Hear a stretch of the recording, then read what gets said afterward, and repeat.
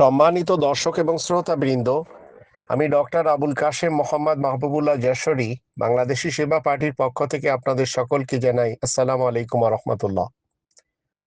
দেশের 18 কোটি ভাই বোনদেরকে আমি বলছি, আপনারা একটু জাগেন, সতর্ক হন। আপনারা আপনাদের আওয়াজকে বুলন্দ করুন। দেশের গরিবি মেটানোর জন্য কথা বলুন। আপনারা সবাই কোটিপতি আল্লাহ তাআলার পক্ষ থেকে। খনিজ সম্পদের মালিক আপনারা। আপনারা ব্রিজ, পুল, কালভার্ট, রাস্তা এগুলি পরে বানান।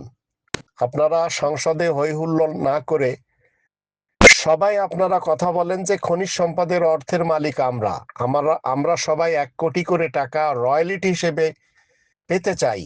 যদি না দিতে পারেন, দেশ বাংলাদেশি সেবা পার্টির হাতে দিন।